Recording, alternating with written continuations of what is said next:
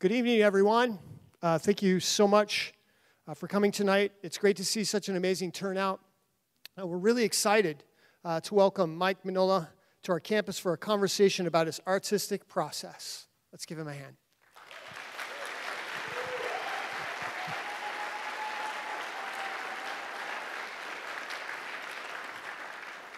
I think this is redundant because most of you know this, but Mike is best known for his distinctive art style and creation of the pulpy, genre-bending Hellboy, a multimedia franchise rooted in comics and spanning live-action movies, animations, games, and more. Hellboy blends elements of horror, detective fiction, and superheroes, and has been a fan favorite since it appeared in 1993. A reboot of the movie is being released in July of 2019.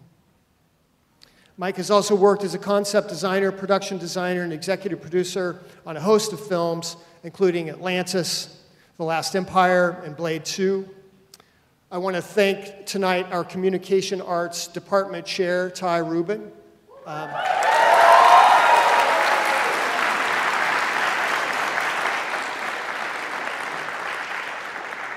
TyRuben Ellingson is really responsible for bringing Mike here tonight to VCUarts, so thank you so much, Ty. Mike and Ty actually met nearly 2 decades ago when they shared an office together while working on Guillermo del Toro's Blade 2. They've worked together on several projects since, including Hellboy, and have maintained a long-time friendship, as you can tell how relaxed they are tonight by each other. And the same haircut. We're in for what we know will be a great conversation between the two of them.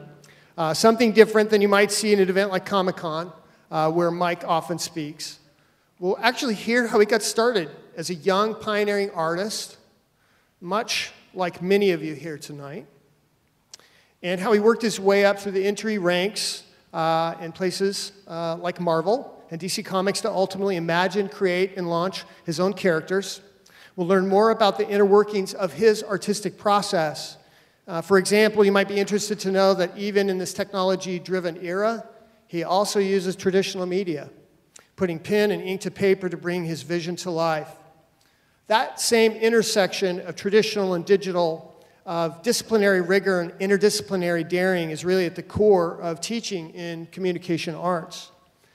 Before we get started, I do have just one quick note, please.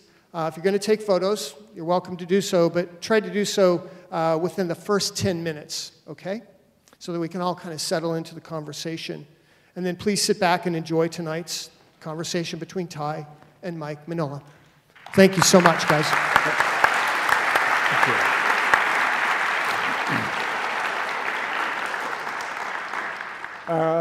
you. Is this microphone on? Yeah. Okay, good. Is Mike? Am I? Are you on? Okay. Okay, good. Good. First of all, I'd like to thank Dean Brixey for the introduction. I'd like to thank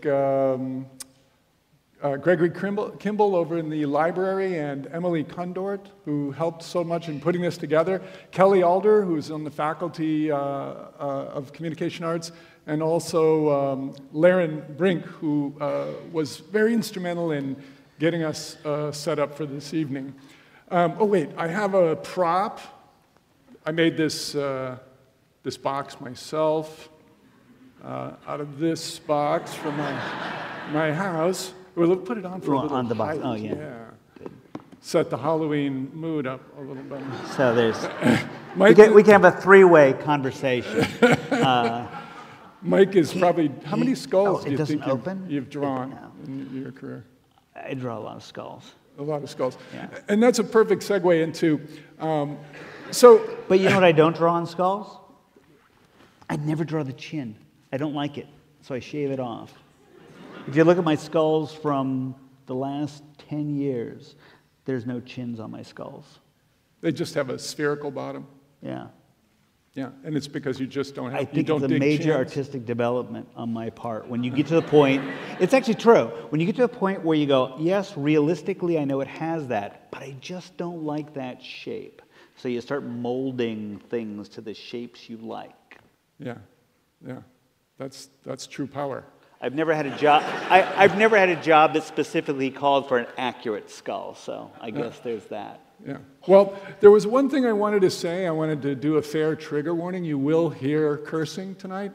Hollywood is very different than academia, and it will slip in, so be forewarned. The first thing I wanted to ask you about is ghost stories. Now, yes. I know that you are really an active reader, really do a lot of reading, and I know that you seek out lots of ghost stories. Now, if I remember correctly, now I'm going to tell the story, and then you're going to say, I have no fucking idea what you're talking about. Yeah.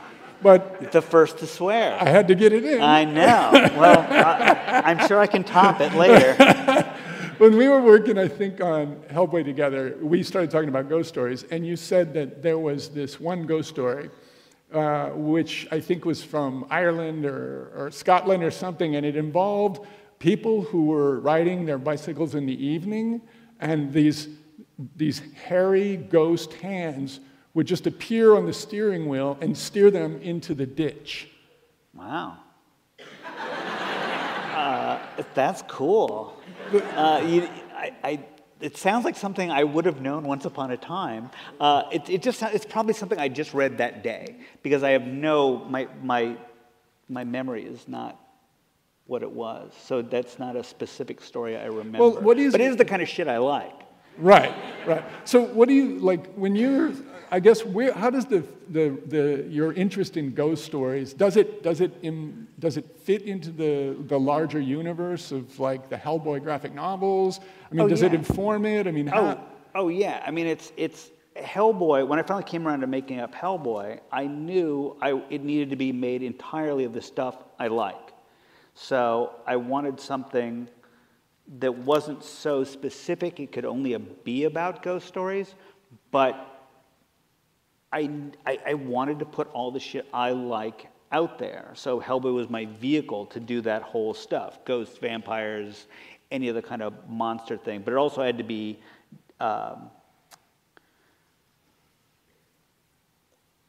like versatile enough that if I got tired of drawing ghosts and skulls and monsters, I could do like a Western, So my main character's a monster. My whole goal was to get away with drawing nothing but monsters for a living.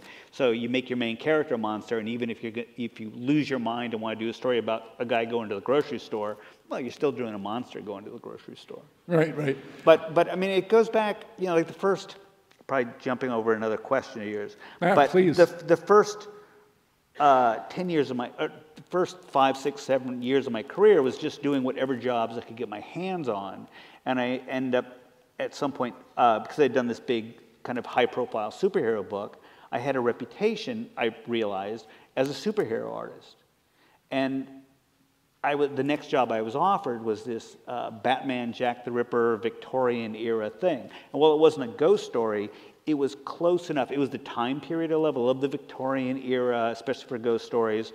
But Jack the Ripper means shadows and spooky shit and stuff like that. So I knew it was going to be a pain in the ass to do that job, but it was the first job I did where I said, I need to take this job so I can start creating the work that I want to be known for, as opposed to just, oh, that looks like it might be fun, or oh, that pays okay, or that might be easy. It was a hard job, but it was that first time where you said, this is the shit I really care about.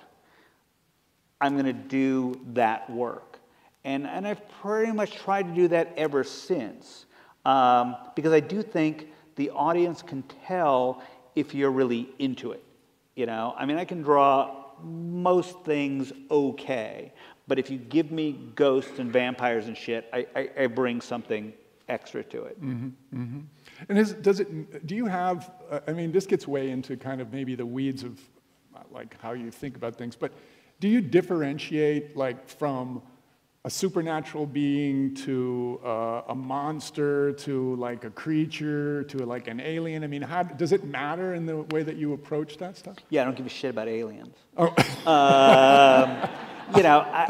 I like old school supernatural stuff. That's my thing. So when people talk about classic horror movies and they're talking about Friday the 13th or Halloween, I was like, no, that's not. You know, to me, the classics are these really great old black and white. They don't have to be black and white, but I love period pictures. I love vampires. I like, you know, there's a very small handful of great ghost movies. That's my stuff. I'm unapologetically old-fashioned with that stuff. Now, we were talking earlier today about our influences, you know, people who were important in our youths, you know, people that made an impact on us. And I know today, and I'm just trying to think about questions that come up in the classroom with our students, is there's such a concern about plagiarism, right? And borrowing from others and using, you know, others as kind of like a stepping stone towards where, you know, you're trying to personally evolve to. I have my own personal view on that. I mean, I kind of feel as though, you know, it's appropriate to explore the areas defined by other artists before you. But I know that you've been really influenced by the artists that you've admired. Can you talk at all a little bit about, you know, like Frank Frazetta and how it, you know, what it was that you felt about your evolution and their guidance, or that kind of that touchstone, or? I mean, yeah, Frank Frazetta was the first artist I desperately wanted to be. You know, that was one of those things, whatever my plans previous to seeing his work, when I saw his work, I was like, no, I want to do that. But I could never... Do you remember the first one that you saw, by chance? No. Oh. I remember, you do? You remember? No, I remember it was. No, I don't know. No, but I remember walking to, I had just started buying comics. It wasn't collecting comics, but I was buying them, and this guy happened to stop by my dad's house and said, there's a comic book store in downtown Oakland. And I'd never heard of a comic book store before. And I think when I do remember walking into that place for the first time and just going, oh my God. And I do remember it had Frazetta posters on the wall. So that might be the first time I ever saw that stuff. And that was one of those life-altering things. So I wanted to do, and I probably would have loved to have been able to imitate him, but I couldn't. You know, I just wasn't good enough. And I learned a lot from him, but I didn't, thinking about it now, it was more about the way he composed pictures. His compositions are still real in my work. But it wasn't about his like costume details. A lot of stuff that you see people imitate and end up on the sides of vans and stuff, the way, you know, Conan's belt looks or something like that. I never did that kind of stuff. I think even then probably I was looking at a couple different artists, but with Frazetta I was really looking at the way he composed things and the way he structured things and the dark light values and stuff. So he was all of it for a long time, and then this other guy came along. I discovered this guy, Bernie Wrightson, and I wanted to be him. But again, I could never do him. In fact, he died a few years ago, and they were doing a tribute. There's talk of doing this tribute book. So it was, we'll do a Wrightson tribute piece. And it was really strange to try to do it, because I was thinking, well, do I try to imitate him? Which I tried. I studied his work. I copied his work. But I don't know that I ever did anything that looked anything like his work, except for the actual copies I did in sketchbooks and stuff. But it was just, so I think always when I was being influenced by guys, there was always something else mixing in there. So I was always, consciously or not, I was kind of making it mine. And then when I got to the point after Bernie Wrightson, I went through this phase, probably a couple years, where I couldn't figure out who I wanted to be, because every new artist I was looking at, suddenly it was like, maybe I should be like this guy. Maybe I want to be Arthur Rackham. No, I want to be Alex Nino. No, I want to be this guy. And I was studying so many different people, completely, radically different art styles. And then, you know, the little man who lives in the back of my head had a full-time job trying to go, well, you want to draw like Barry Smith, but you want to put Arthur Rackham trees in there. That's from a different universe. And you want to do this other guy's kind of clouds. So that guy in the back of my head is trying to come up with some kind of consistent art style where it's the best of all these different people. Which is why now when people look at my stuff, they go, who the hell are your influences? Which is good.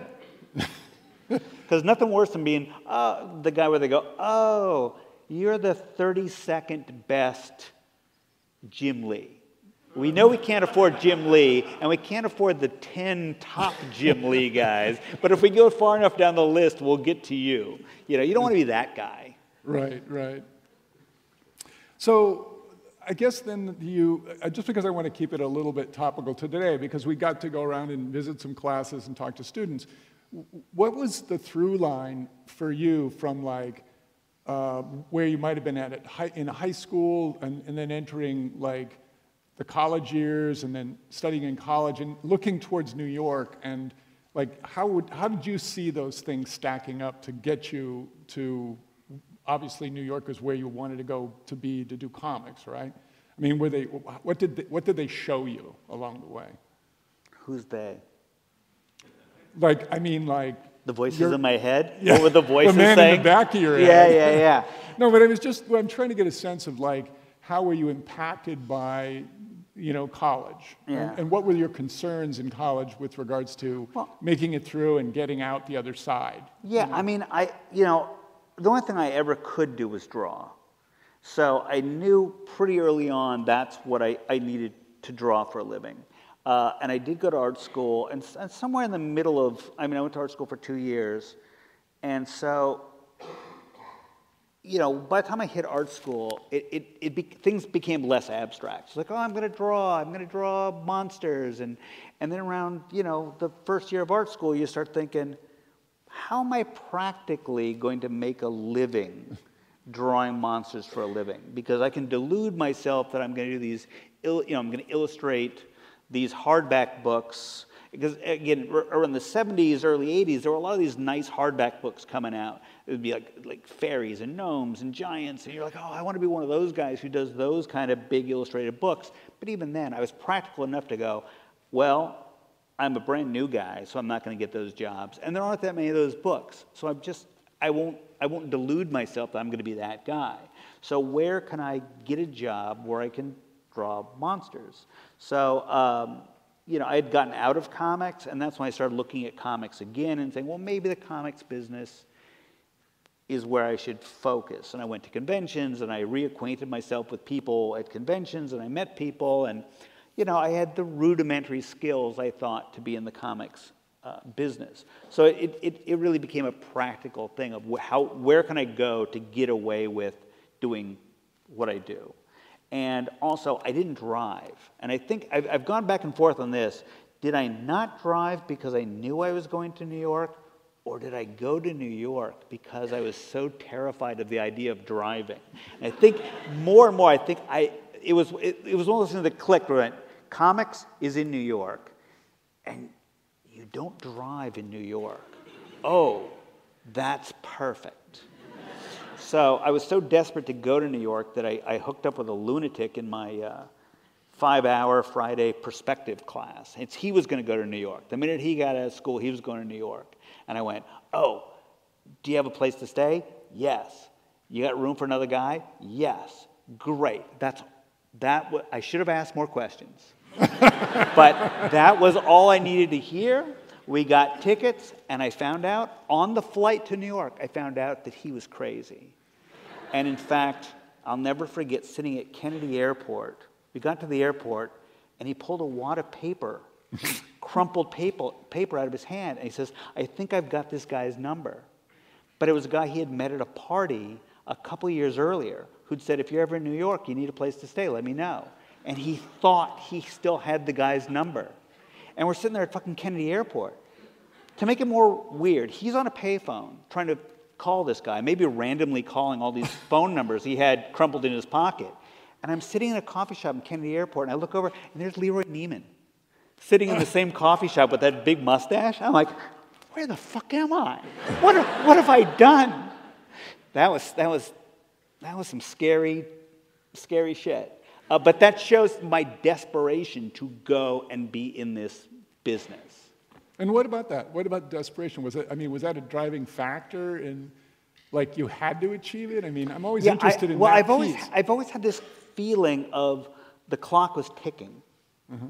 And I remember being very fixated on, I must have been looking at again, I mentioned this guy, Bernie Wrightson. I remember a book came out on Bernie Wrightson's career, and I remember looking at the dates and figuring out how old he was when he did certain pieces, or how old he was when he started working for DC Comics. So I think I always had this sense of, I got to get going, I got to get going, I got to get there. I was in a hurry to get there. Sadly, I didn't have the skills to get there, but I needed to be in print. I needed to get my career going. I always had that, maybe because my mother died young, who knows? But there was always this thing of, I gotta go now. Time's wasting. Mm-hmm. Mm-hmm. And on the heels of that, just because I know in the last, what has it been, 1 year, 2 years, you've been trying to do more figure drawing again? Yeah, just in the last couple of years, yeah. But you must have taken figure drawing in college. Yeah. And so what are your views now after 30 years of professional, whatever it is that you're doing? Very good question. What am I doing? What is what's your view on figure drawing as a basic skill? That's a left turn. I know, but it was college related. Yeah, I guess. I'm all for it. I think it's great. I don't think there's anything that beats it as far as training to do stuff. Yeah. It's just my favorite thing. It's nice. I mean, I love doing it in school. And I talked, ever since I got out of art school, I've probably said, I should do more life drawing. And it was 35 years later that I went back and started doing it again. Yeah. Yeah.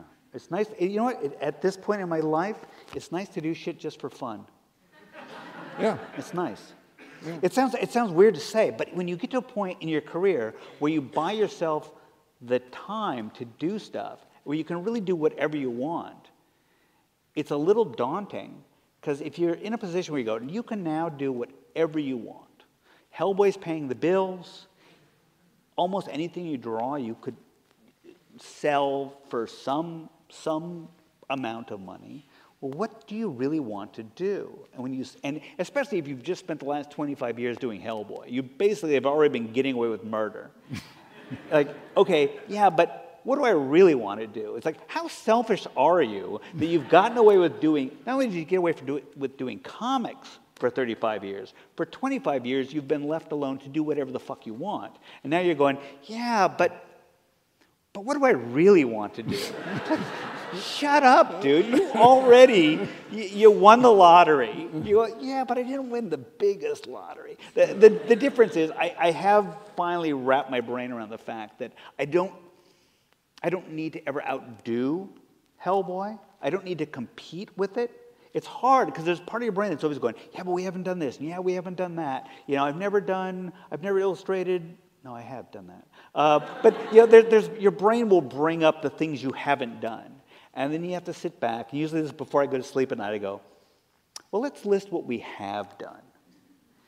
You did okay. You should be able to relax and just play. It's been hard to convince my brain that you must have had this.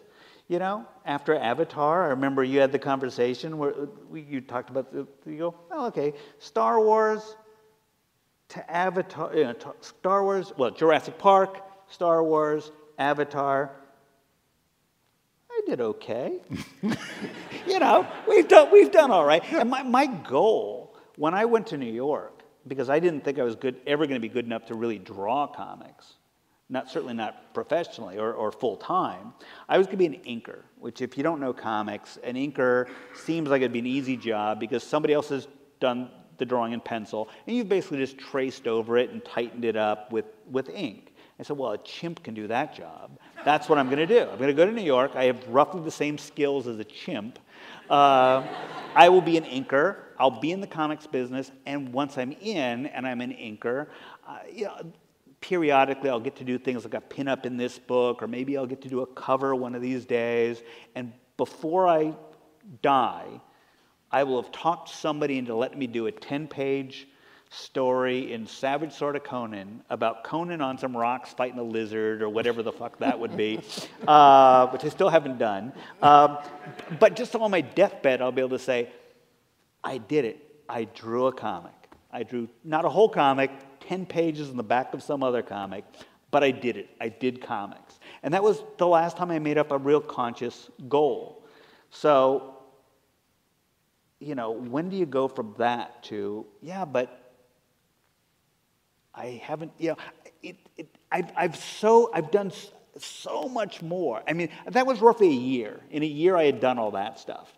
And then you just go, well, now I'm just flying. I don't know what I'm doing now. I'll just keep going, but never really had the time to think about any real goals after that. At some point, you're just like, I'll just go and see where it goes. Yeah.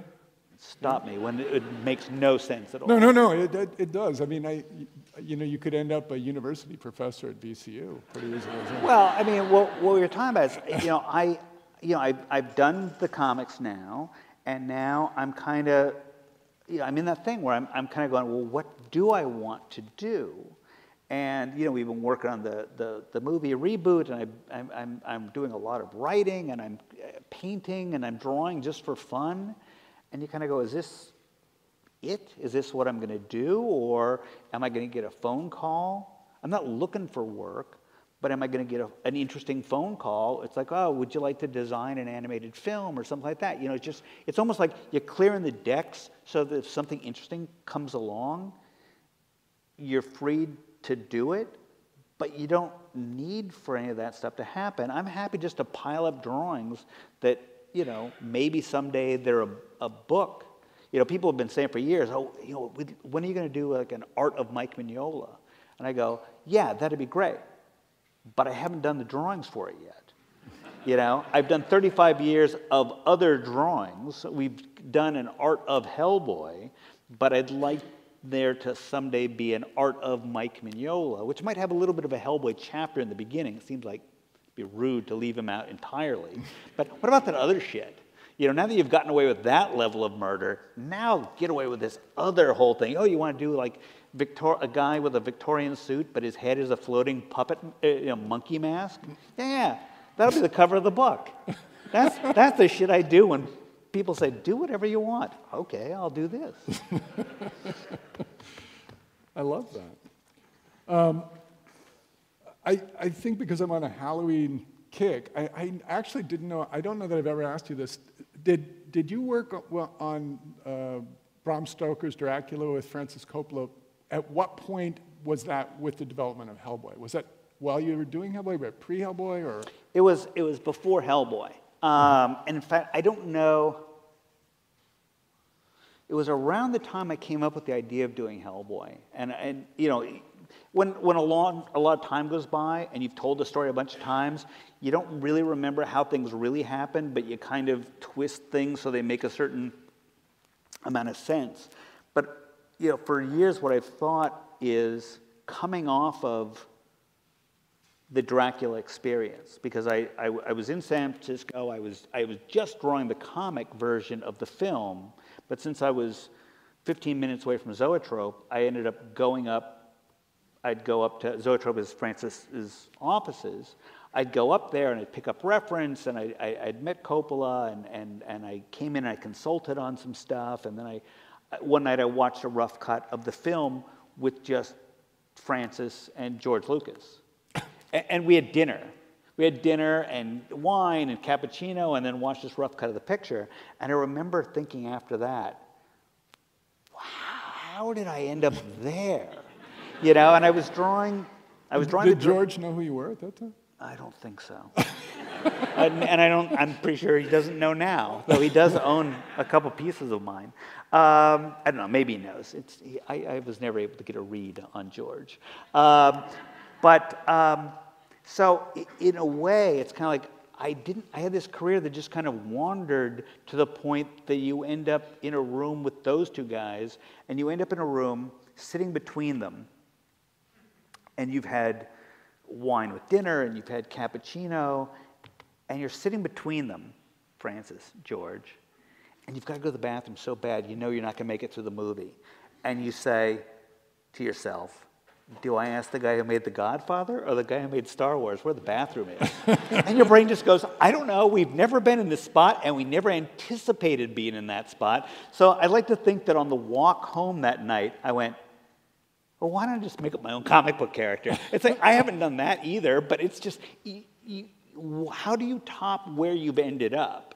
And what I hadn't done was put out something that was mine.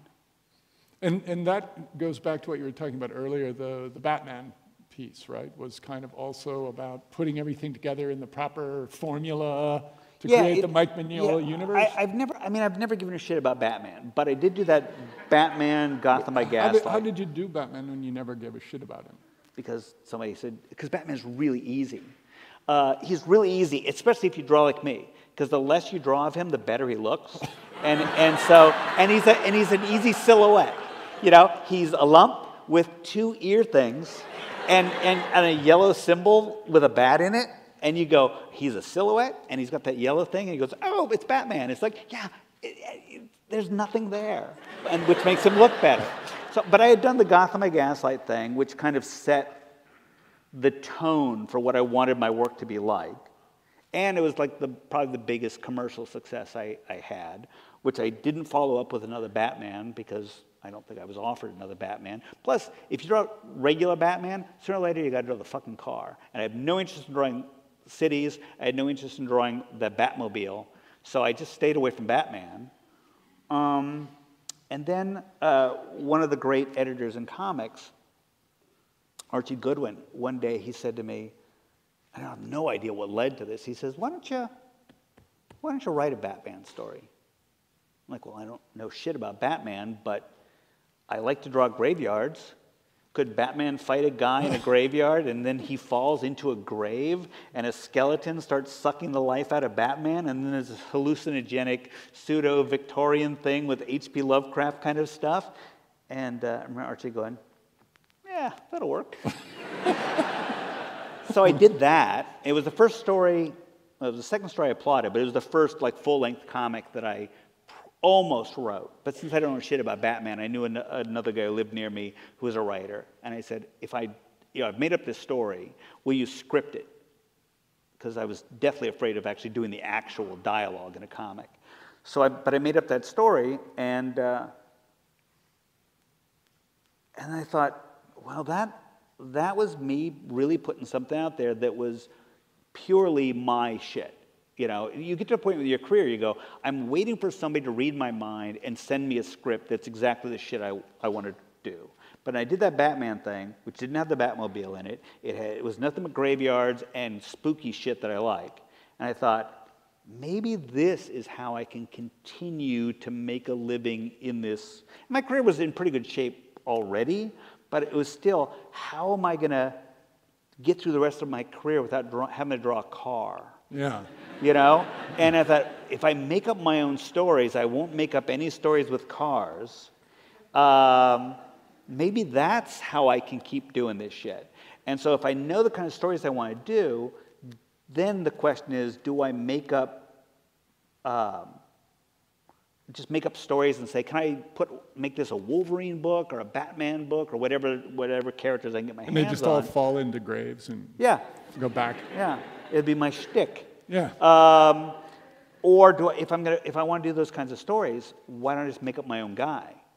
So the kinds of stuff I wanted to do came first, and then it was just now come up with a character that you're not going to get bored drawing. On the off chance this thing works, because we only want to make up this stuff once. So let's make up a character that we won't get bored drawing. Because I love, especially Victorian era occult detectives, right?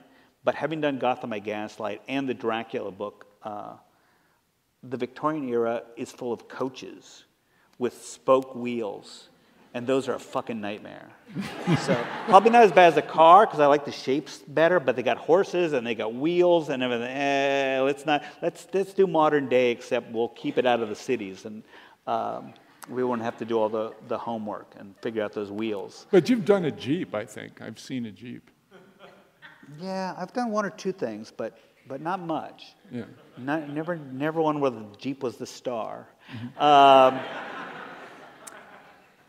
So I and I had drawn Hellboy once or twice for fun, just as this goofy monster, like sitting at a restaurant and doodling on the tablecloth. So Hellboy was kind of made of shapes I liked, and he didn't have an origin, and he wasn't even really a character. It was just some kind of fun thing to draw. And I drew this sort of character once or twice for fun, and I thought, that's a character, or that's a thing, that I drew entirely for fun. If I can take that thing and make it the star of my book, then I would be drawing something that I just made up for fun, that's fun to draw. If I can get away with that, you know, graveyard stories, you know, starring a thing that's just made of shapes I like. And once on one of these early drawings of him, I had written in the word Hellboy, which I thought was hilarious. I still remember doing it. I still remember, because he had this belt buckle thing on, and I went, something's missing. Something needs to go on that belt buckle. And because of the shape, it was like, Hellboy. And I think I laughed out loud. I thought it was the stupidest thing, and I thought it was hilarious. So when it came to making up my own thing, I'm like, well, I'll draw that lunky, devil-looking guy, and I'll call it Hellboy. So there was no part of me going, someday they'll make a movie out of this. You know, it was just like, could I possibly get away with this? And originally it was going to be, you know, when I came up with the idea for the comic, it was going to be sort of like a team book. There were 4 or 5 different characters. And I tried for weeks to come up with a name for this team, but I couldn't come up with a name. The only name I ever had was Hellboy. So I said, well, because I got nothing else, I guess that's the name of the comic. And there you go. Now, this afternoon you were talking about this, and it made me think back to one of our, you know, Drunken rambles? Yeah, pretty much that. But was the idea that I found interesting today was that your creation of the character and then writing the subsequent books actually gave you greater and greater insight into who this character was and what his story was. And it sounds like, I mean, at least from our conversation this afternoon, like that's just ongoing till very recently, right? The evolution of the character and how you came to know him more deeply. And yeah, I mean, it started as just kind of a fun shape. And I thought, I'll make him red, because having a character who's so obviously the devil. And he shows up and everybody goes, oh, hello. Are you here to save us? You know, but not, oh no, what is it? The devil's here. It's like, no, he's just everybody's friend. He's got hooves and a tail and the stumps of horns, but he's everybody's friend. I just thought, it's so stupid. I love that. And that's as much as I was ever going to do with the character. But then I accidentally wrote in a conversation where one of the other characters, you know, because I had nothing else for the characters to say. I draw them, and then I wait for them to talk. And one character starts yakking about some prophecy about Hellboy being the beast of the apocalypse. And I was like, oh, shit. I got nothing else, so okay. Drawing to me is work. I know how drawing is done. Writing is an entirely other planet. And I never set out to be a writer. At some point, you end up writing your own work, so you make sure that you don't get a script that has cars in it. So you write your own stuff. But writing, when it works, it's like it's coming from some other place. I mean, you sound like a lunatic saying this, but it really is like you create these characters, and then they kind of go places, and you're like, well, I thought you were going to go there, and it's important that eventually you go there, but if you want to go that way for a while, that's kind of cool. But, you know, oh, you'll get over here eventually? All right, I'll give you a certain amount of room. And the dialogue, sometimes it just spills out, and you go, well, I guess I made it up, but it just, especially in the shower, I'll start doing the dialogue for different characters in the shower, and it's like you're sitting back going, really? You're going to talk about that? I didn't see that coming. Okay, let me just write that shit down. It's weird. It's cool, but it's kept me in comics because it's interesting. Yeah, I knew where I wanted to go with this series, but I didn't know how it was going to get there. Even like, you know, I killed off Hellboy, and so I plotted this big story, but I plotted it very loosely, and eventually this is going to happen, and somebody's going to do this, and somebody's going to do this, and somebody's going to do this, and eventually he's going to die. And even as I started plotting the story, I didn't know which characters were going to do which things. And there's a little pig monster guy who had been a throwaway character I'd done in another story. So I brought this character back. And as the story went on, I realized this gigantic arc of Hellboy was as much, if not more, about the pig guy than it was about Hellboy. But that's what happens. You give these characters enough room to breathe and kind of evolve. But I think that the interesting thing that came out of today's conversation is that even though they were evolving as you were creating them, or you were giving them space to show you who they were, you took that as a very serious task. Because I do remember a specific conversation at the Chechnyan Dance Hotel one evening over some popcorn, and I was kind of asking you, could you just throw in anything you wanted to into the story? And you said, well, you could, but I would decide to put in things because they fit into the story. In the sense that I took away from it was it wasn't completely random in any kind of way, but it was more provoked by your imagination in the sense that you'd say, wow, I don't know if I can get away with that, but I'm going to try it. Yeah, I mean, I found that I could put almost anything in there if I could bend it to my will. You know, it's like shaving like the the chin off the skull. skull. Yeah. It's like at some point I can't help but bang things into the shapes I like, and that's the same with stories. It's even why, you know, you talked a while back about plagiarism. There's stories I've read, folk tales I've read, things that I've incorporated, borrowed, lifted, stolen, but at some point, you've done this stuff long enough, you have enough of a sense of how you do things that I could take Jack and the Beanstalk, which I actually have. I've taken Jack and the Beanstalk and done my version of it because the machine is there. I can feed it through the filter and it will come out a Mignola story. So, which is a fun exercise that I haven't done that many times. I did a Japanese folktale. Is that the bags of heads? The which? The heads in the bags? They're not in bags, but there are heads. Okay. Yeah.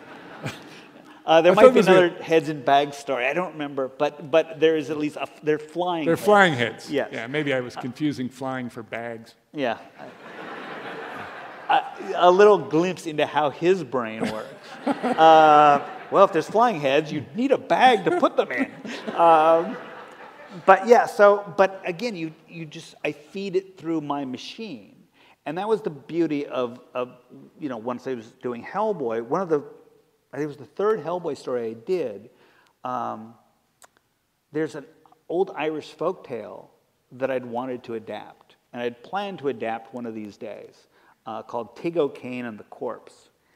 And for whatever reason, somebody said, we've got this odd format. It's going to be published in 2-page installments. Can you come up with a Hellboy story like that? And I remember this Tig O'Kane and the Corpse. Well, can you say what you're saying? Tig O'Kane? Tig O'Kane. Tig O'Kane. Yeah, it's a name. Right. Okay, got it. And the Corpse. And it's very episodic. And I thought, if I do a Hellboy story based on that story, it'll work with this 2-page installment format. And I don't remember where I was going with this. I guess it was I took this story, which nobody, I think, had I done a straight adaptation of it, I don't know that anybody would have noticed. But having created this character, Hellboy, as a vehicle for doing these kinds of stories, I created what a lot of people still consider the best Hellboy story. There's a weird story with this story, Hellboy story, ultimately called The Corpse. It was the third one I did. The first one was co-written, scripted by this guy, John Byrne, and that was just, me trying to figure my shit out, right? The second one I did, John said, you're on your own, son. I was here just to help you out. I was your training wheels. Now you're writing the book yourself. Second one I did, a werewolf story, was a nightmare because there's something about being able to, I have nothing but insecurities. I'm made of insecurity. I will hide behind anybody if I can. But here I am, I'm making up my own stories. I'm drawing my own stories, but I certainly can't write them. I can make them up, but I can't put the actual words on paper. Well, finally, John leaves, so I've got to write the thing myself. And that's like just being naked. And to make matters worse, this werewolf story was being published in black and white.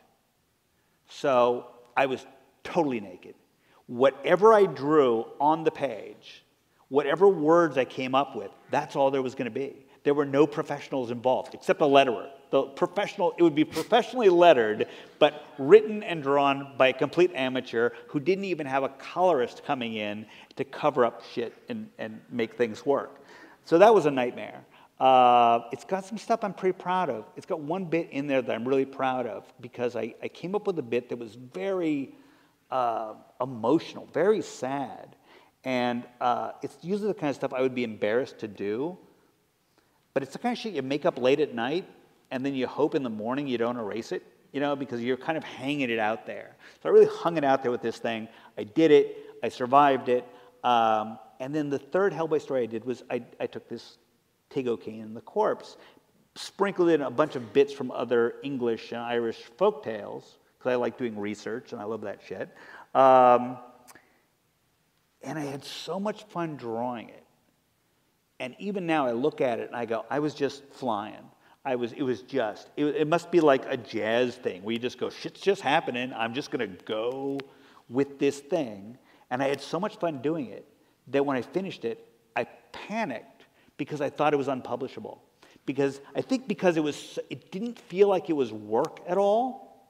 And it was so different than anything I'd done. It was probably the first Hellboy story that was funny. And it's like you sobered up and said, oh, fuck, what's this? Oh, shit, and I got to turn this in? And I remember, and it because it did turn out really well, even now, it's hard for me to look at this thing and go, how the hell did I think this didn't work?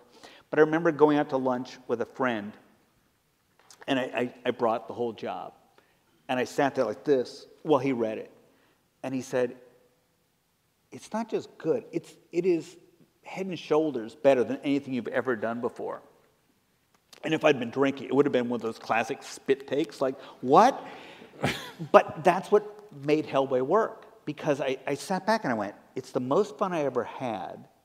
I was just goofing around. Funny dialogue just popped up. And not only did this guy say it was the best thing I'd ever done, but when it was published, two like real big name artists that were like heroes of mine both contacted me and said, oh, that's the best thing you've ever done. And one of them actually wanted to buy a bunch of pages from it.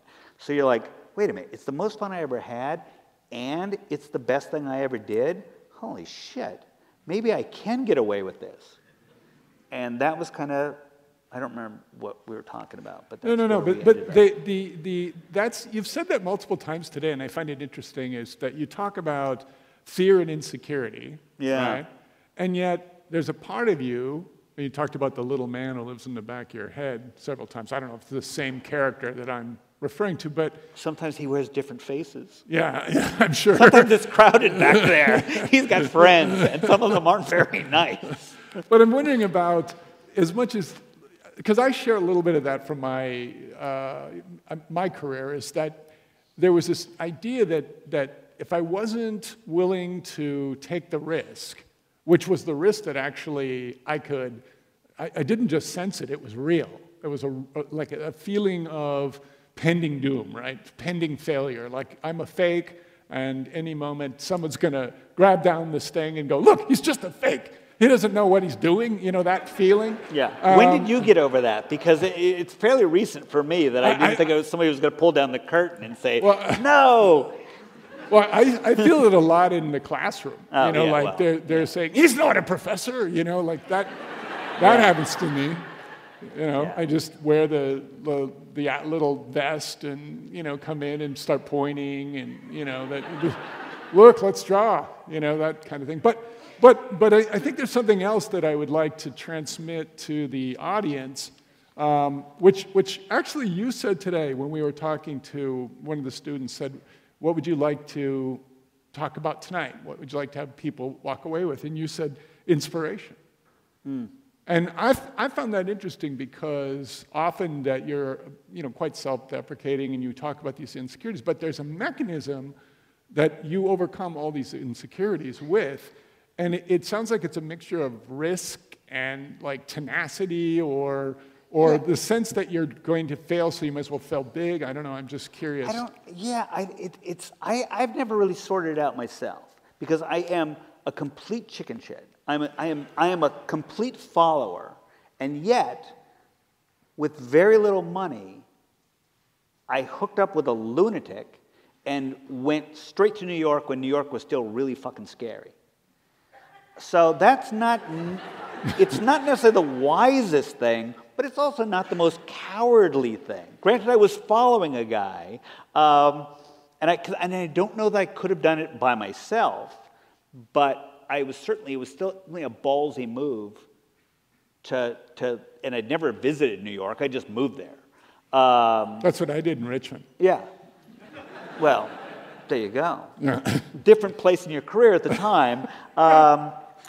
But same with like my drawing style is it's gotten to be very bold and kind of dynamic and in some ways very odd. It didn't happen overnight. But so I do make these kind of big moves, and I apparently wasn't embarrassed to make up this silly comic about a red character named Hellboy, which is, again, not a particularly safe thing to do. But at the same time, I still consider myself a chicken shit who's hiding behind a chair. You know, I don't know where the one thing gave way to the other. I think it's always been some kind of weird combination.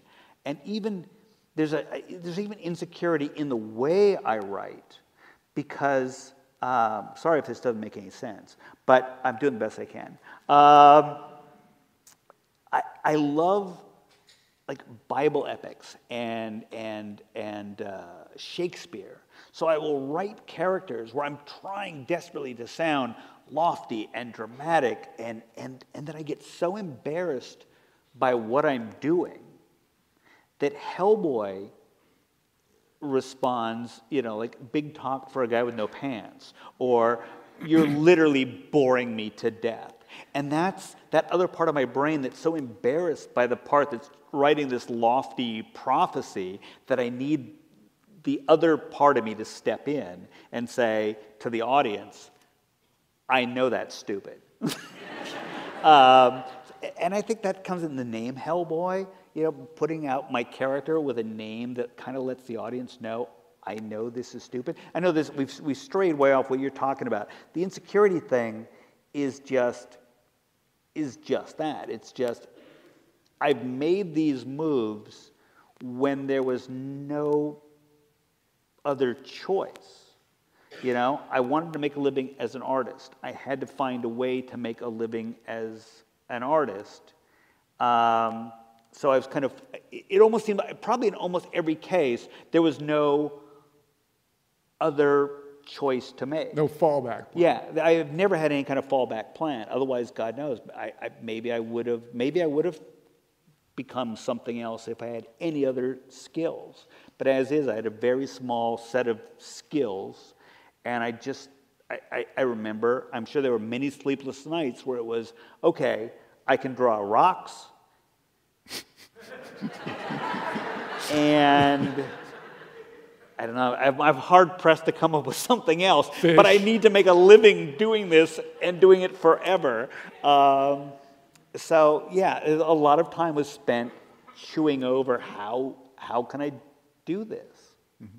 So, well, I think that the point I was, you know, trying please to get me back on track. No, it's all good what you're saying. It's just I'm very curious about what to tell students when they have aspirations, because a lot of what you can say is very pat. You know, it's like, well, just, you know, just do it. Forge ahead. You know, forge ahead. And endeavor to persevere. Yes.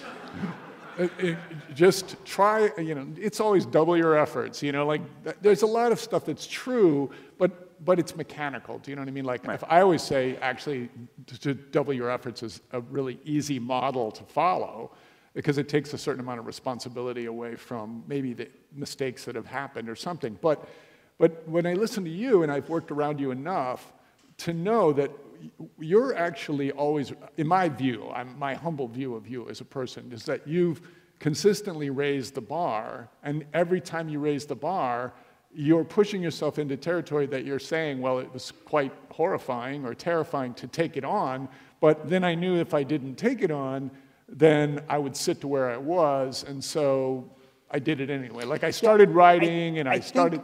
Part of it is I have a very short attention span. Yeah. So it was like, well, okay, I've done this, what's next? Right. And I've done this, what's next? And there wasn't, and it's not like it's not like I had the end goal in mind. Eventually I want to be this guy who creates a transmedia franchise, whatever that is.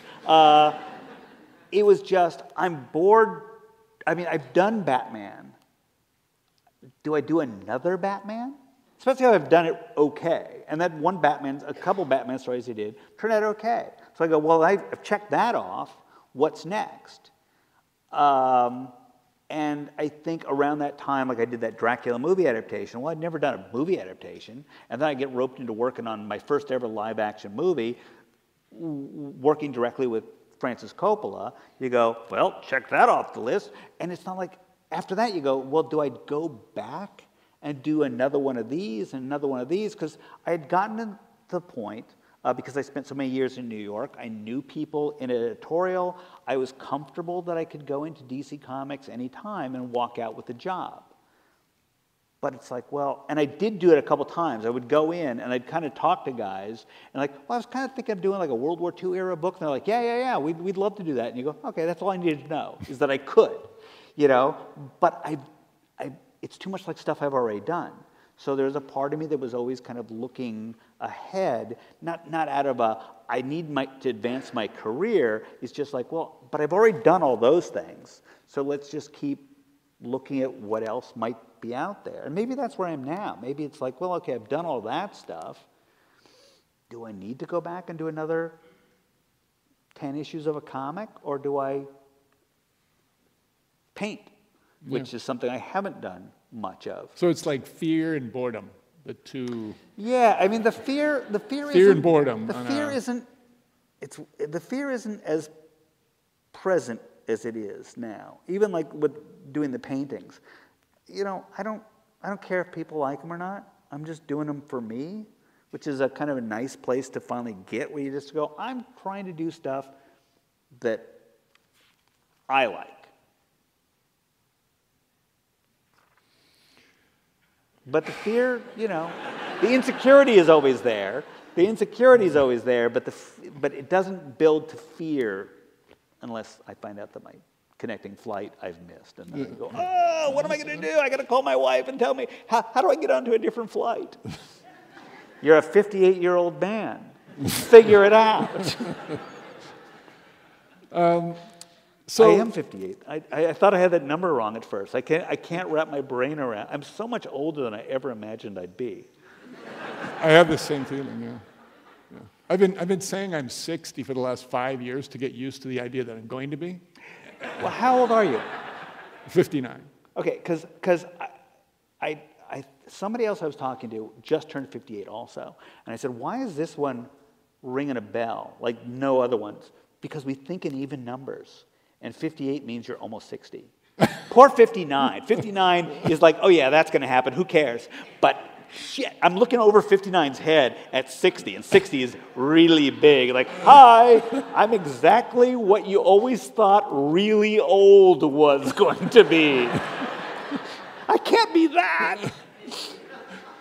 You have to tell the story. No, you don't have to, but you have to tell me the story you told me when we were walking over here and you were trying to put the toothpick back in your Swiss pocket.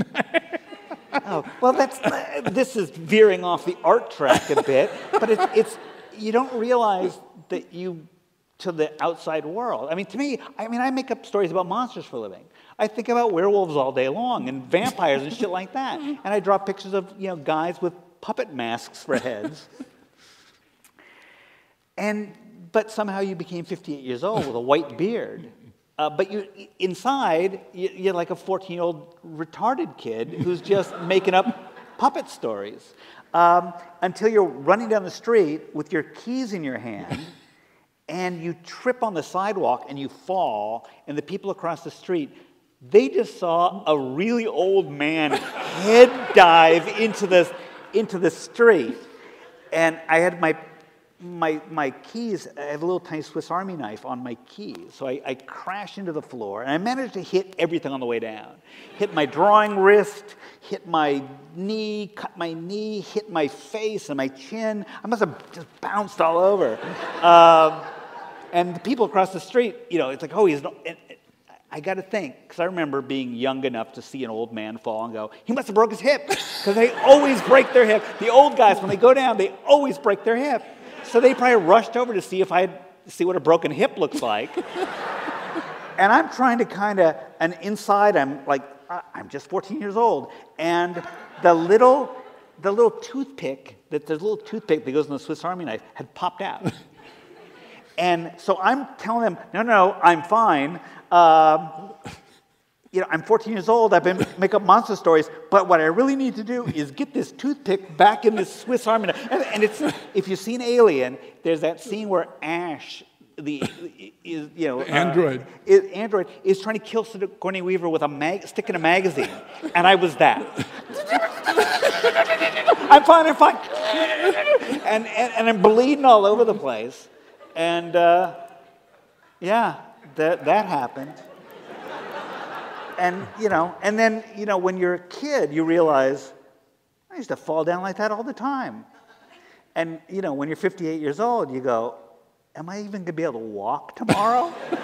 And I better go get this wrist X-rayed. Yeah. It's funny how things.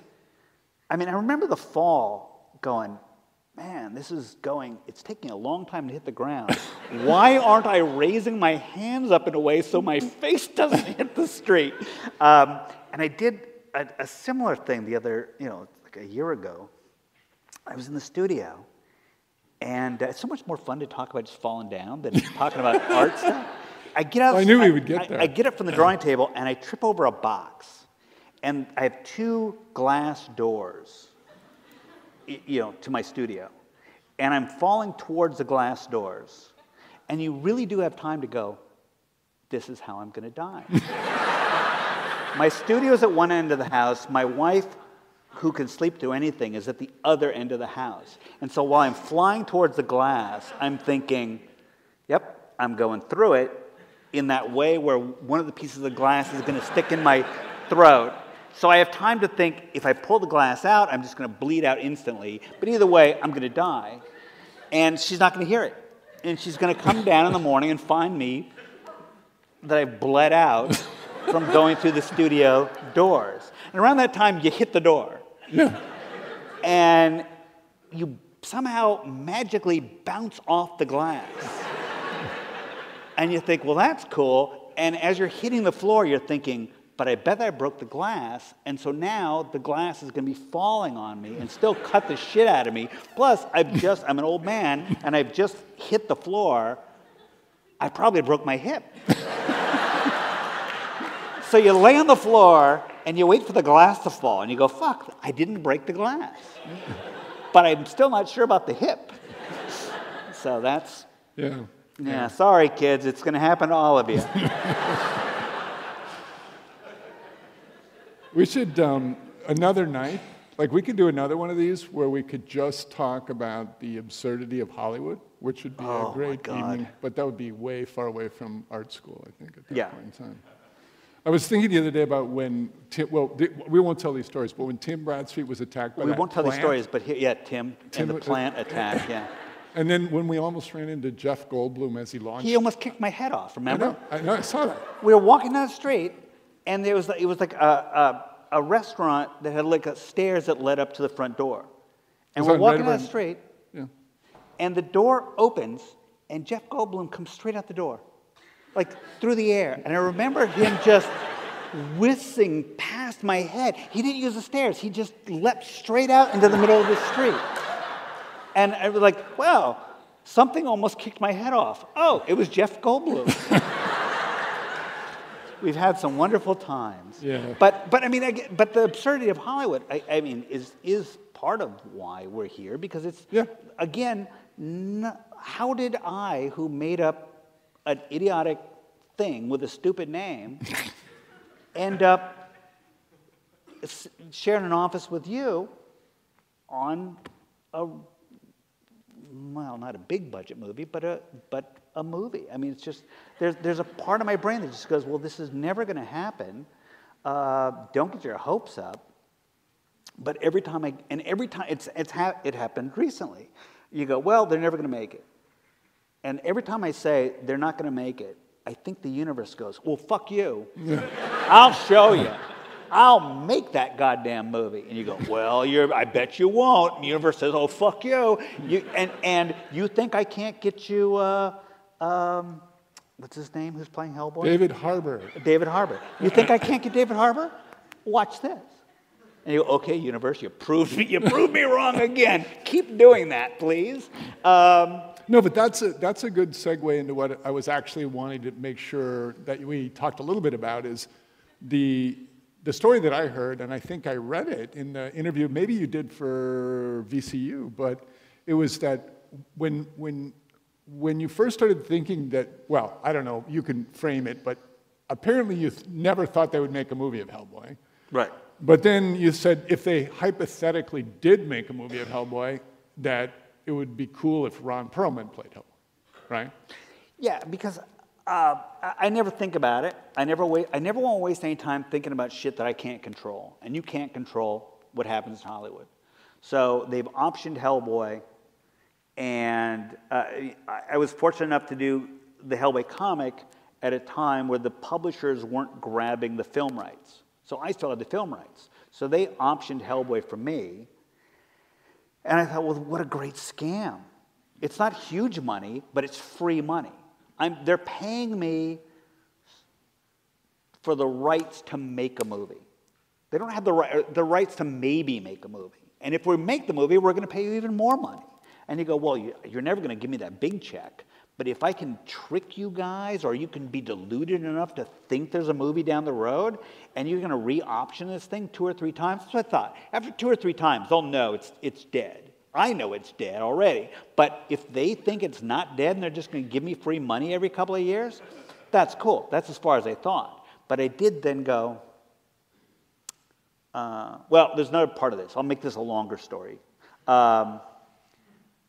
Because of the way I think, I thought, okay, it's free money. But what if? What if they do make the movie? And not in a, oh boy, if they make a movie, it'll be great. It's a, oh fuck, if they make the movie, it'll be the worst thing anybody's ever thought of. It will be the worst thing imaginable. And I've just started getting away with doing Hellboy.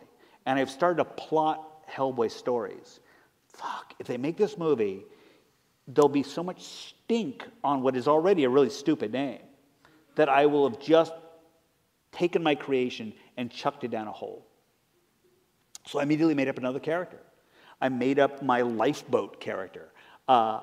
It's kind of like saying, being on a ship and saying, I know damn well sooner or later this ship's going down, so I'm going to take all the shit I really care about, put it in a lifeboat.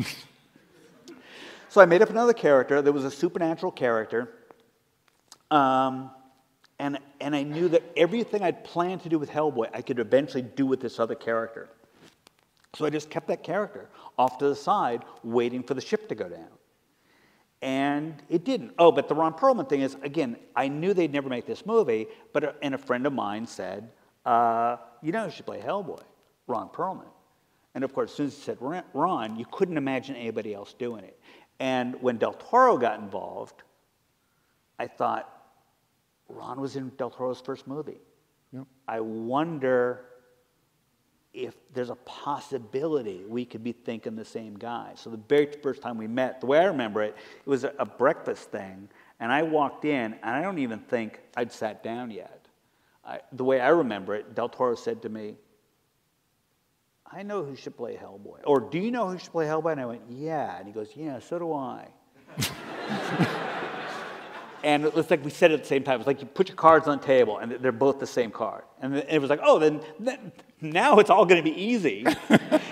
You still want to make a movie about Ron Perlman. Not only Ron Perlman, who's never been a movie star in America, but you want to paint him red and put a tail on him. I don't see any problem getting the money for this movie.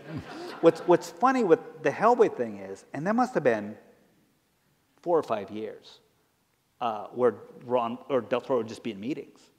And it was always one of those, I got a meeting tomorrow. I'll call you after the meeting. And then you wouldn't hear anything for 4 or 5 months. You know, typical Hollywood things. So you go, I guess that meeting didn't go that well. So I tried to, you know, Del Toro is very persuasive, but no way they were ever going to make that movie. I remember at one point Ron said to Del Toro, let go of the idea of me starring in the movie, because you're not going to get the movie made starring Ron Perlman. And Del Toro loved Ron, probably still, well, they loved each other. And I don't think Del Toro would have done it without Ron. But we went on and did Blade 2, largely for him to get the juice in Hollywood to prove that he could make that kind of a movie. And he prominently positioned Ron in Blade 2, so people wouldn't think of Beauty and the Beast, they'd think of this tough action guy from Blade 2. But I still never believed we'd do Hellboy. And then when Blade 2 opened, it opened #1. Mm-hmm. It was #1 for about 30 seconds. And I remember Del Toro calling me up and saying, you know, it opened #1. If they don't say yes to Hellboy now, they never will. And I remember thinking, oh no, this is it. They might not make Hellboy. And then my second thought is, when the fuck did I start thinking they were going to make Hellboy? It was a very weird thing. But, you know, there you go. So it happened. And I remember you, when we were working on the movie, you would kind of remind me every once in a while, you know, this thing can go away tomorrow. They haven't greenlit this thing. I've worked on shows for years that have just disappeared. And like, thanks, Ron. Thanks, you know, that's Ty, exactly what I want to be hearing. But yeah, I try not to, I'm deathly afraid, one of my fears is disappointment. So I never want to get my hopes up. So it's easier to try to convince myself there's no chance it's ever going to happen than to get excited about it and then have the crushing defeat of having it not happen. So I did this on the reboot. I've been saying for years, it's never going to happen. It's never going to happen. But that's what I was reading, was that you didn't really have an idea, and then your wife said David Harbour, or yeah, you just saw... Again, I was telling myself it was never going to happen. There'd been some brief discussion of, well, who the fuck would play Hellboy? I'm like, I don't know, but I'm not going to think about it because it's never going to happen. And then we were watching Stranger Things. And the minute Harbour showed up as the sheriff, Christine said, well, that guy could play Hellboy. And from then on, you couldn't imagine anybody else. I never mentioned it to anybody because why bother? Because you couldn't get him. And they're never going to make the movie anyway, so why waste time telling a producer, hey, you know you should play Hellboy? But 2 weeks later, the producer called and said, out of the blue, what would you think about David Harbour? And then you go, now that's fucking weird. You know, of all the actors on Earth, the only guy we were able to think of independently is David Harbour because he plays an overweight, grumpy sheriff. Yeah, that's exactly what we're looking for. And the fact that we got him. I mean, we got Ron and we got Harbour. Yeah. Which were our only two And I saw them ever. having lunch together in a Twitter feed thing. Yeah. And I thought it was like going to implode or something. Well, that was interesting. And I've never gotten the full story on that dinner. But if you look at that photo, because it showed up on my Facebook page, that Harbour was in town, and he called up Patton Oswalt and said, can you get me together with Ron for dinner? And so the photo, and you guys can probably find it online, it's Harbour with a big grin on his face, and Ron looking a little territorial, I mean, looking happy enough, and little tiny Patton Oswalt sitting between them, looking like he's just had the longest night of his life. And I think, because Ron is Hellboy. I'm the only Hellboy. You know, well, you're going to try to do Hellboy? Good luck, son. I wish you well. You know, Harbour said there was a lot of testosterone at dinner. But I mean, Ron was great. Harbor's great. I feel bad for Patton. Because I don't know what that dinner was like. I kind of wish I'd been at that dinner, but I'm probably glad I wasn't. But I did rush out to see Harbor the next morning. I met him the next day because I said, "Oh, I see you're in town." So. And is there anything that you would like want to share about the new Hellboy? I mean, is there anything like? I would encourage people to go see it so we can do another one. Yeah. No, but it's R-rated this time, right? Yeah, it was. I mean, when we started talking, this thing started out.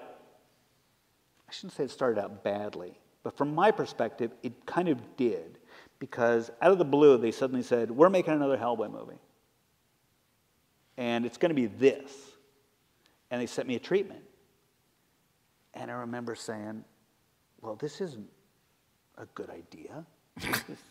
Why didn't somebody ask me before they went to the trouble of having somebody write up a treatment for this thing? This is completely wrong. And I remember the scary old, did you ever deal with Larry Gordon? Yes. Mm-hmm. Scary. Yeah. Old Hollywood, tough as nails. And I remember saying to him on the phone, you just want me to agree with this thing. So I'll go along with you guys making it. And he goes, "I don't need you to," or I said, you just want me to sign off on this thing." He goes, "I don't need you to sign off. This is what we're doing." And I was like, there's a reminder, they have the rights. You don't have the rights. There's nothing you could do to stop them from making this movie. So part of you goes, "Well, fuck you. I will have nothing to do with it." And then you go, "Oh, shit. What if they actually do make this movie?" And I could have gone in there and helped them not make the mess that they would otherwise make. And I know they'll never make the movie, but on the off chance somehow they do, I better read this, I better work with them on this thing. So it started out in an awkward place, and then I just kept getting pulled back into it, even though I kept saying, I don't want to waste any more time with this because they're never going to make this movie. But there was always the, but what if they do and I didn't fix that scene? And it happened right down into filming. I'd gotten, at various times, I'd been frustrated with what they were doing, and they kept changing things, and I just said, I can't read this script anymore. And they go, "Well, we're making the movie tomorrow."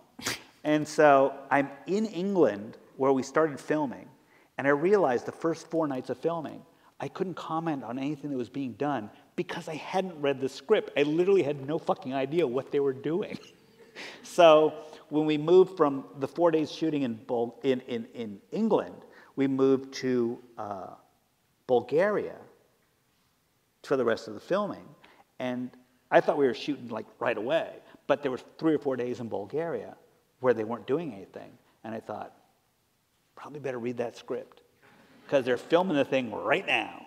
And I don't want to give the impression it was always a disaster, but there were a lot of changes of direction, and the things would get close, and then you thought certain things were solid, and then the next draft, things kind of fell apart again. It was a problem of not just putting me and the screenwriter together.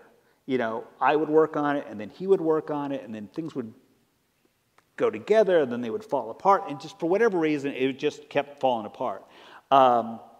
It got really close, but I'd stopped reading the script, and so then I did sit down for a couple days in Bulgaria with the producer and the screenwriter, and we just went through it, and it was change this. It was fine-tuning stuff. So thank God there was a couple days in Bulgaria where I had literally nothing to do, and I said, well, why don't we go through this one more time?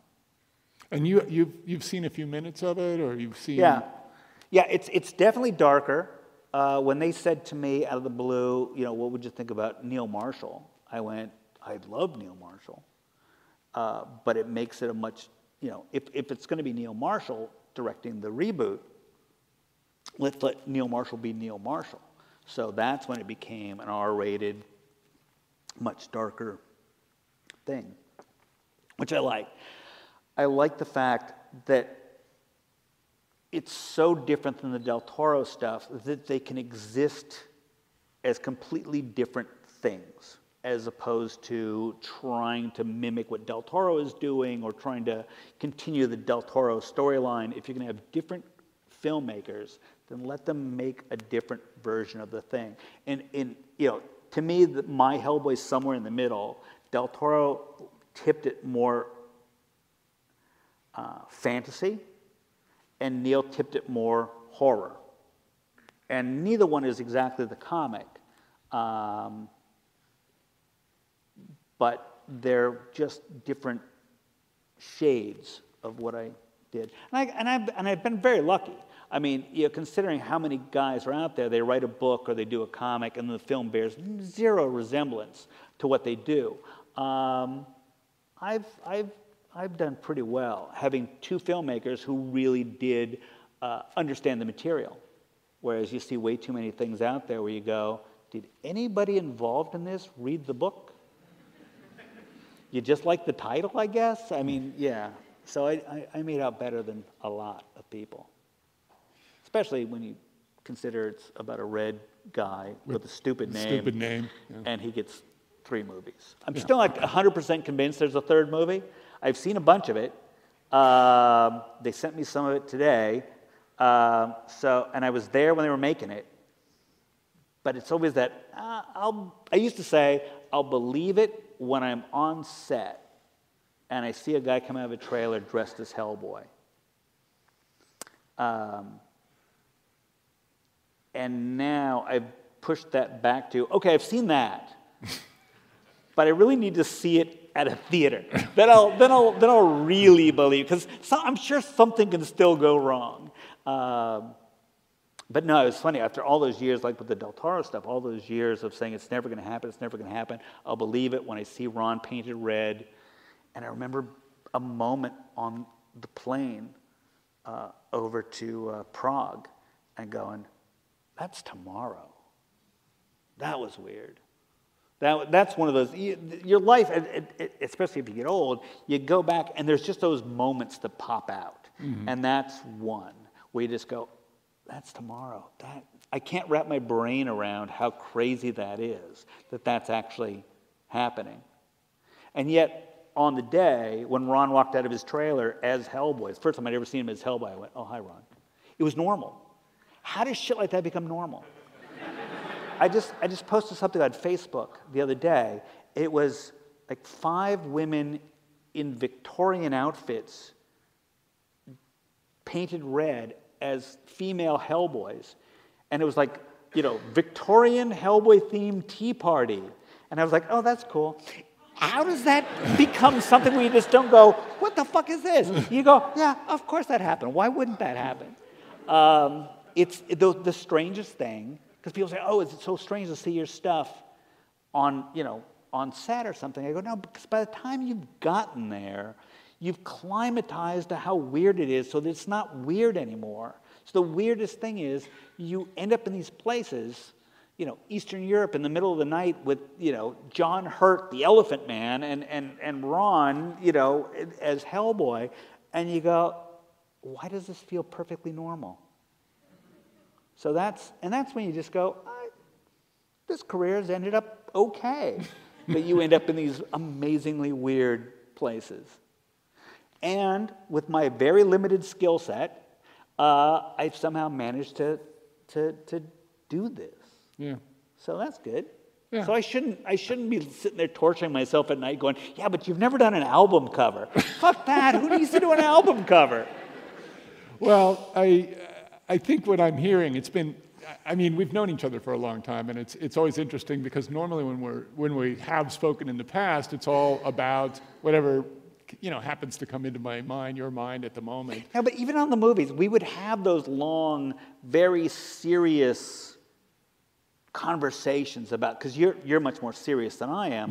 I think it's probably pretty clear by now. But you would have these things, and you were also the greatest cheerleader, because when I walked in, I was the kid who had never worked in movies. I didn't know shit about anything, and you would kind of coach me through stuff. Don't do this. Don't say this.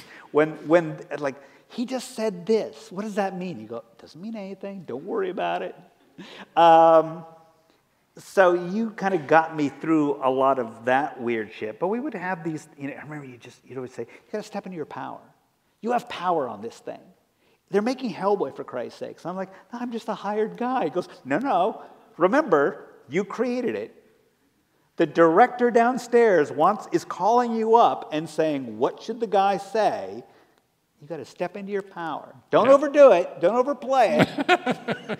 But you take ownership is probably one of those kind of things that you would say.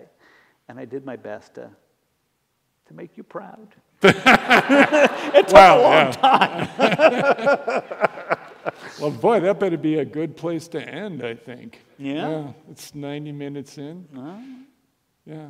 I mean, the one thing I'd say that on the heels of that is that I hear a certain thing I guess now that I've been an educator for 5 years, and I've really tried to improve as an educator and think about education in a different way than I used to, is, of course, there's no one size fits all, because you can teach a certain set of skills.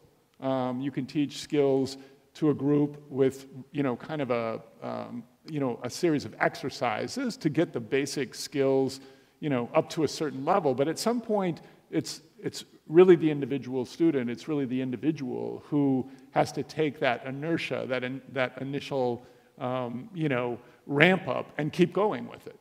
And in listening to you speak today and tonight, one of the things that I find most interesting that I'll continue to reflect upon is even though you frame a lot of stuff in its most difficult form, like these are difficult things that I'm going to try to accomplish, even though you frame them in these are things that contract me or scare me or make me feel as though I'm going to be disappointed, you continue to proceed. And there's something about I call it the permission to succeed, but there's something about allowing yourself, even when you have doubts, or even when it seems unlikely or illogical, that you still go for it. You still push forward, because the alternative is you're done. Well into Hellboy, years into doing Hellboy, I still thought one misstep, and I will have not only ended my career, what would really bother me is I had it. I had created my own thing, and it was going someplace. But I think the more successful Hellboy became, the more I was afraid that if I did something wrong, it would all go away. And then I would be blowing my brains out, because you had it. You were doing it. And I became much more obsessed with making that one mistake. On one hand, I thought, I can do whatever I want. Sure, I'll have him abducted by mermaids. And then you go, what the fuck are you doing? You've just ruined this thing. You're going to have to go draw fucking Teen Titans now, because you went too far. You got too stupid. There was always oh, they bought that? I got away with that? Maybe I'm okay. But even, I moved back to New York, and I was so afraid that if I had a bad day, we were going to be homeless. That's part of the economics of just going back and living in New York. And I remember, getting a therapist, a really good, classic New York therapist. She sounded just like Sigmund Freud, exactly the way a therapist was supposed to sound. And her trying to explain to me that there were, in between living in New York City and living in a cardboard box, there were other places you could live. But I thought if I had a bad day, if I fucked up, if I missed a deadline, whatever I thought, on some weird abstract way, that screw up was going to send us straight to a cardboard box. Wife and daughter, straight to a cardboard box. In the Bowery, because I had once seen a guy sleeping in a cardboard box in the Bowery, and he had a plastic foot, and the plastic foot was pointing in the wrong direction, and I just thought, yep, that's me. I'm going to be there. Maybe not today, maybe not tomorrow, but sooner or later. And I'm just not tough enough to live in a box with a plastic foot. So it's always been one of those things. And the way she explained it to me, she says, okay, look at the career you have now. It's like you started way down wherever. Think of mountain climbing. And you've gone halfway up a mountain or wherever, and you've built this base camp. And from that point, if you're happy, already you've done, considering what a fucking idiot you are, you've already done so much more than you ever thought or anybody would ever expect you to do. So you've achieved this level. From that level, you can do all these other things. And what happens is you fall back to your base camp of this career you've built for yourself. And all I'm hearing is, well, what? But what if I fall off that way? I'm going straight to a cardboard box with a plastic foot, So it took a lot of therapy for me to go, okay, maybe I'll stay at the base maybe camp. I could move to the Midwest before the cardboard box. So those voices, they're always there. All right, well, listen, on behalf of the school, in my role as chairman of the Department of Communication Arts, I'd very much like to thank you for making that long haul across the entire United States and missing your plane and learning to survive that ordeal. Yeah, without taking any Xanax. Yes. And had it with me, though. I've learned not to travel without it. And I think I could speak for the students that today was pretty awesome. I think you did you stayed on task. Did I? Yes. We did drift off a few times in other places. Well, yeah, but see, I guess another thing you get when you reach your level of success is that if you veer off the road and the ghost grabs the handlebars of the bike, the hairy hands, yeah. That you get to take credit for that as educational experiences for everyone involved. It's a life lesson. Is the way I would frame it. Nice bringing it around to the handlebars. Yeah. I can see how you got your position. I learned your lofty position, I Professor. learned it from you, yes. But best of luck with the movie. It comes out when? April something. April 11th? I'll call my wife. She knows. Sometime in April. Sometime in April. And theoretically. That's right. So thanks, everyone, for coming. We're going to call it a night. Thank you. You're the best. Don't forget your pound. Let's put it in the box.